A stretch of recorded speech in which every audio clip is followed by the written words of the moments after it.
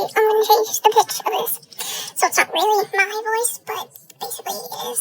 So this video, as you saw in the title, is going to be a few soul stories of mine. This can't possibly be a bad idea, I'm sure. Okay. Story 1. This kid put slime in my hair. This ratty kid named Julian, right, was always being mean to me in the 3rd grade. He called me bad words that he probably should not have known at the age of 7. But anyway, one day he comes up behind me pretending to play with the slime over my head. Then he freaking drops it on my head. Like what? And guys, I was no stitch, but 7-year-old me decided to run to the principal, okay? Yeah. And he got in 0 trouble. Yep. Crazy. But I literally just wet my brush and brushed the slime out of my hair that night, and it came out really easy. But I was still upset. Reasonably so. Anyways, story 2.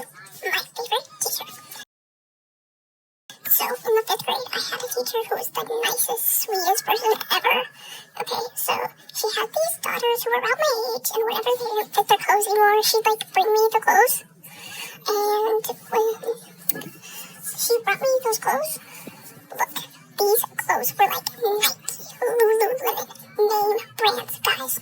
Also, whenever she had a lot of food for lunch, she'd give the food to the students. And of course, I would go and get most of it because, I'm a big pack. I need that food. But anyways, she was just, my favorite teacher ever, okay? Story 3. The Spanish teacher. We're gonna call her Miss A because I don't need her to come to me. Although I'm pretty sure she'll never see this, though. But just in case, guys. Anyways, so she was targeting certain people, for example, me. So when she wanted someone to say whatever Spanish phrase she had on board, of course, it was, oh, cosmic. I'm sure you can say this in front of the class. No, ma'am, I cannot. She also had this thing where if you touch someone, at all, she'd walk over, move her arms around you in a circular motion, and she'd say, this is your bubble. Don't burst your bubble, and don't burst their bubble, okay? What? Anyways, it wasn't all that bad. She did leave some lasting effects on me, when she showed the class this song on YouTube called Billy La Bufanda. Yep, Billy the Scarf. I was in 7th grade when I was in this class, okay? I'm in high school now, and I still sing that song in the back of my head when I'm bored. But moving on. Story 4, Social Studies Scares. So, in the 7th grade, I had this teacher we're going to call Mr. RSE. What does that stand for, you ask? I'm so glad you asked, loyal subscriber. It stands for Russian Sleep Experiment. You'll see why in a moment. So, Mr. RSE had a thing going where he'd scare my class because of these 2 pygmies who would scream bloody murder every time. And you know what? I'm going to name drop them. Yeah, I'm talking about Ukraine and Elaine. Freaking pygmies. Anyway, Mr. RSE told us the Russian Sleep Experiment story, which first appeared online in 2010 on this creepypasta wiki, recounts gruesome alleged scientific experiments set in covert Soviet test facilities during the late 1940s or early 1950s. But at the time, no one in the class knew it wasn't real, so of course we listened to him tell it. And guys, if you don't want to hear the story because it's pretty scary, just skip ahead. Okay. 5 prisoners are put in a chamber and exposed to an experimental sleep gas. The researchers monitor them through thick glass windows and microphones, promising them freedom if they can last 30 days without sleep. For the first few days, the subjects behave normally, but after 5 days, they begin to show signs of severe psychological distress and paranoia. They stop talking to each other instead of whispering to the microphones, and gradually descend into madness. By day 9, one subject begins screaming uncontrollably until he tears his own vocal cords. Others start mutilating themselves, disemboweling themselves, and eating their own flesh. In the pages of these books, to stay alive and to stay awake, they exhibit inhuman strength and terrifying indifference to pain. They use their own blood and feces to cover the glass portholes, blocking the researchers' view. On day 15, the researchers enter the chamber to a scene of carnage. Only 4 subjects are still alive, but they are in a state of psychosis. When the gas is turned off, the researchers try to remove them, but the subjects fight violently, begging to be put back on the gas because they fear falling asleep. At the end, a remaining subject whispers that they are the madness that lurks within you all, begging to be free, before being shot dead by researchers. And that is the entire story. Pretty spooky, okay. But these girls scream at the top of their lungs when Mr. RC bangs his fist on the desk for like a dramatic event. And basically he ends the story by saying it was pretty much all a story, a made up creepypasta, and we go on about the day. But in the following weeks, Mr. RC keeps telling creepypastas to my class. Of course, these girls freak out every time.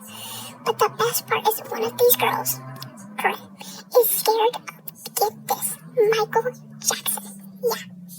So Mr. RC will pull up a picture of him on the board before we get in the class. She'll walk in and just scream, oh my god, oh my god, oh my god, over and over until he takes it out. So, she's so dramatic. Anyway, let's move on. Story 5, Cora's Nightmares. So, this class had most of my friends in it, so of course I joined too. That, and I think I actually have a pretty good singing voice, guys. Maybe one day you'll hear it, but I don't know. Anyways, this teacher was literally the sweetest, but these 2 rats in the class made it hard to want to stay in the class. They were like popular or whatever, but they were the worst at multiple things actually, including being nice, showing human emotions, supporting other singers in the class, having a soul, having a heart, and the worst thing, singing. They could not sing. But they made that class so difficult. I mean, I knocked on the door one time after coming back from getting water. These rats looked at the door, and I can read their lips, okay? While they're looking at each other saying, I'm not opening the door for her. Like, it's a door. Open it. Anyways, moving on before I crash up. Story 6. When I discovered French is much more difficult than Spanish. Okay, so when I got in high school, I wanted to take French. So I was put into French 1. It sucked. The teacher would make me come to the front of class just to laugh at me mispronounce French words like je m'appelle and enchanté. Yeah, I can pronounce them now. Take that, madam. Anyway, I immediately dropped her class until I got to my new school, and my new French teacher is the sweetest lady, guys. 7th, theater class, my first play. So, theater class was like the funnest ever when the other actors and actresses actually acknowledged my existence. Most of the time, they ignored me. At the end of the year, I made a joke saying, it's nice to see everyone hanging out with their friends. I don't have any of those. And at the time, I didn't have any of those, but I do now, like 4 good friends, not counting my YouTube friends. Great friends, though. I don't take theater anymore, but we did a play that year. It was pretty fun. It was called The Day the Internet Died. So yeah.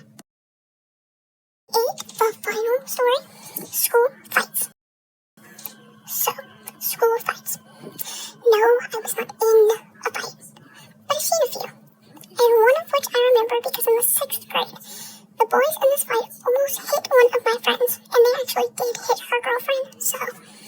But that's not why I remember it. I remember it because my least favorite teacher, a math teacher, got her wig ripped off, guys. I was literally dying of laughter. Okay, so that concludes my school stories, guys. Tell me if I should continue this after I remember more.